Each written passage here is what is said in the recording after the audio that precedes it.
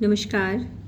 आज हम आपके लिए एक कहानी लेकर आए हैं जिसका शीर्षक है प्रोफेसर लोमड़। एक मादा कछुआ अपने 3 बच्चों के साथ नदी के किनारे घाटी के आरामदेह कोने में एक बड़ी सी झाड़ी में रहती थी। उसके बच्चे गोल मटोल और नरम दिखाई देते थे। उन पर नदी के किनारे फैले जंगल में रहने वाले एक नर लोमड़ की नज़र पड़ गई। एक दिन सुबह उस कछुई और लोमड़ की मुलाकात हुई।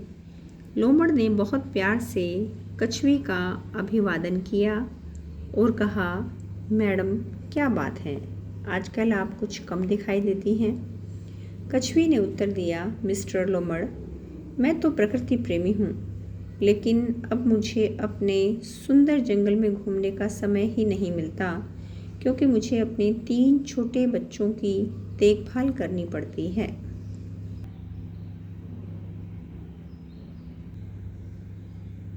मुझे यह देखकर बहुत खुशी हो रही है कि आप अपने बच्चों की तरफ इतनी संजीदगी से ध्यान देती हैं। इसका मतलब है आप एक आदर्श माँ हैं। लेकिन मुझे यह तो बताएं कि आप उनकी शिक्षा के लिए क्या प्रबंध कर रही हैं? लोमड़ ने पूछा। शिक्षा? कछुई हकला कर बोली, सच तो यह है कि मैंने इस विषय में कुछ सोचा ही नहीं। लोमड़ ने संजीदगी से कहा, मुझे भी यही संदेह था, क्योंकि बहुत सी माताएं यही गलती करती हैं। वे अपने बच्चों को केवल लाड़ प्यार ही करती हैं। जब बड़े होकर उनके बच्चे उन्हीं की तरह बेवकूफ़ नज़र आते हैं तो वह असहाय सी उन्हें देखती हैं। मुझे तो अपने जंगल का भविष्य सोचकर भी भय का अनुभव होता है। एक समय था जब जंगल को अपने विद्वान निवासियों पर गर्व था। यह कहकर लोमड़ ने ठंडी सांस भरी। कछुई को अपने बच्चों को शिक्षित करने का विचार बहुत अच्छा लगा। वह उसी विचार पर सोचने लगी। फिर उसने लोमड़ से कहा, वह उसे बताए कि बच्चों को शिक्षा कैसे होगी। लोमड़ ने कहा, मैंने अपनी प्रोफेसरशिप को तो बहुत पहले ही छोड़ दी थी। मेरे सभी विद्यार्थी अब जंगल में सिंह राजा की सेवा में सम्मानित ओहदे संभाले हुए हैं। क्योंकि तुम मेरी पड़ोसी हो, मैं तुम्हारे बच्चों को पढ़ाने की जिम्मेदारी उठा सकता हूँ। तुम अपने बच्चों को मेरे हवाले कर दो। कछुई तो लोमड़ की बहुत कृतज्ञ थी। वह अपने बच्चों को एक फरलांग की दूरी पर लोमड़ की बड़ी सी गुफानुमा घर पर छोड़ आई। वापस अपनी झाड़ी में आकर बैठ गई। वह बहुत उदास थी, लेकिन उसके अंदर आशा की किरण प्रज्वलित हो चुकी थी। उसी रात लोमड़ ने कछुई के एक बच्चे को खा लिया। जब अगले दिन कछुई अपने बच्चों को मिलने गई तो लोमड़ ने कहा, 2 बच्चों को अपनी गुफा से बाहर निकाला और फिर उन्हें वापस अंदर ले गया। फिर उसने उनमें से एक बच्चे को बाहर ले आया। माँ कछुई अपने घर खुशी से वापस लौटी। दूसरे दिन वह फिर अपने बच्चों से मिलने गई। अब केवल एक ही बच्चा जीवित था। लोमड़ उसी को 3 बार बाहर लाया। कछुई संतुष्ट होकर वापस लौटी। तीसरे दिन लोमड़ के पास कछुई को दिखाने के लिए कोई भी बच्चा नहीं था। उसने फौरन कछुई से कहा कि उसने बच्चों को अपने बड़े भाई के पास भेज दिया है, जो जंगल में जन शिक्षा के एक सेवानिवृत्त निदेशक हैं। वे लोगों को उच्च शिक्षा देते हैं। कछुई समझ नहीं पा रही थी कि क्या उसे बच्चों पर इतना अधिक ध्यान देने की ज़रूरत भी थी या नहीं। तुमने अपने बच्चों को किस कीमत पर लोमड़ को बेचा? कछुई यह प्रश्न सुनकर हैरान रह गई। यह प्रश्न काला कौवा पूछ रहा था, जो बहुत मुंहफट माना जाता था। कछुई चिढ़कर बोली, बेचा है? उन्हें पढ़ाने के लिए भेजा है मिस्टर कोवे, क्योंकि मैं हमेशा जंगल के हित और भविष्य के सामने रखती हूँ। इसलिए मैंने अपने बेटों को प्रोफेसर लोमड़ के हवाले कर दिया है। यह बात कछुई ने बहुत गर्व से कही। काले कौवे ने ऐसी आवाज़ निकाली जैसे विचित्र प्रकार की हंसी या रोने का नाम दिया जा सकता था। फिर उसने हैरान कछुई को बताया कि उसने मक्कार लोमड़ को उसके बच्चों के साथ क्या करते देखा है। कछुई को तो जैसे काठ मार गया। वह सकते में गई। फिर गुस्से से पागल वह लोमड़ के पास पहुंची, लेकिन वह वहां से खिसक चुका था। कछुई लोमड़ को श्राप देने के अतिरिक्त और क्या कर सकती थी। वह लोमड़ को पूरे 1 घंटे तक शाप देती रही। लोमड़ धूर्ततापूर्व भरी मुस्कुराहट अपने चेहरे पर लिए छिपकर उसकी बात सुनता रहा। कछुई ने बदला लेने का फैसला कर लिया।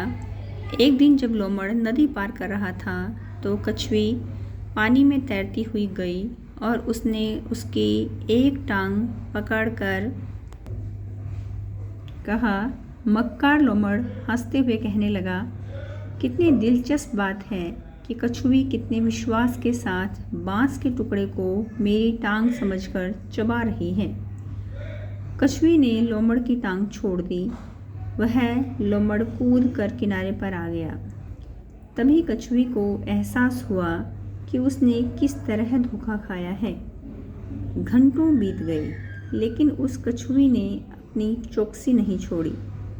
जब लोमड़ फिर नदी के किनारे आया, वह तैरकर पानी के निकट पहुंच गई। वह प्रतीक्षा कर रही थी कि लोमड़ को तब पकड़ेगी जब वह दोबारा नदी पार करेगा, लेकिन लोमड़ प्रतीक्षा करता रहा।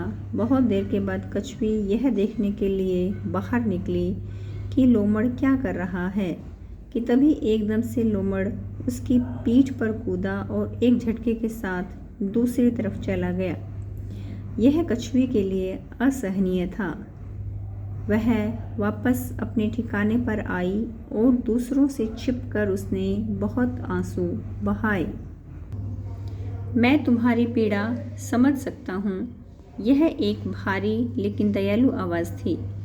कछुई ने ऊपर देखा। यह काला कौवा था। इस दुष्ट लोमड़ को सजा देने में मैं तुम्हारी सहायता करूँगा। अब तुम वही करो जो मैं तुम्हें बताता हूँ। आज जब सुबह मैं महल में रानी की खिड़की पर बैठा था तो मैंने सुना था कि वह आज शाम नदी में नहाने आ रही है, क्योंकि यह बहुत शुभपूर्ण चंद्रमा की रात है। जब रानी पानी में गर्दन तक डूबी होगी तब तुम उसके पास तैरकर पहुंच जाओ और उसके नेकलेस को पकड़ लो।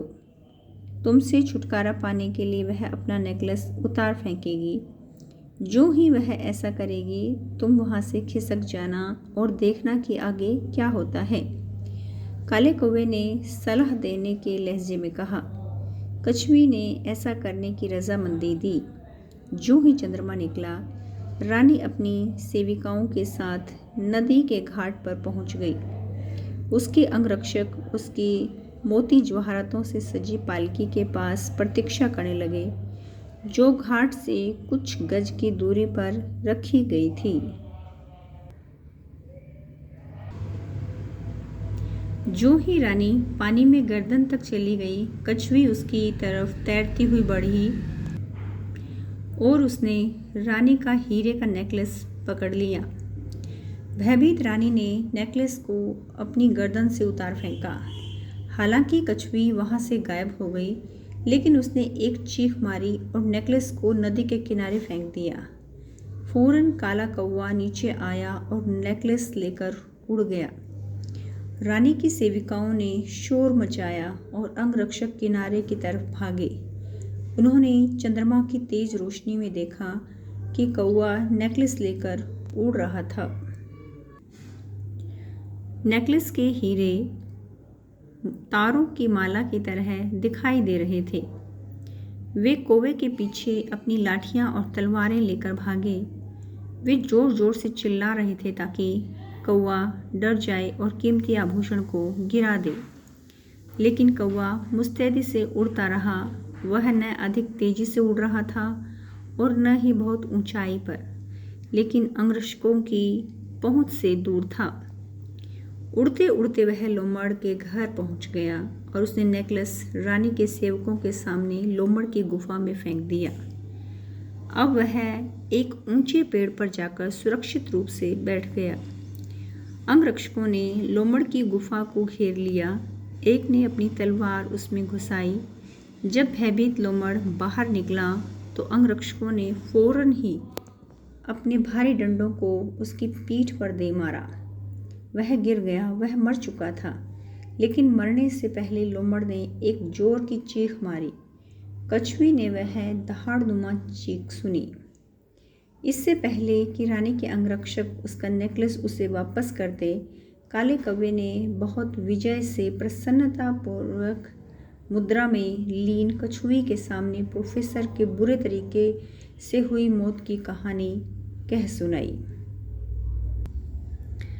इस कहानी से हमें यह शिक्षा मिलती है कि बुरे काम का बुरा नतीजा होता है, जैसी करनी वैसी भरनी। आज की कहानी आपको कैसी लगी? धन्यवाद।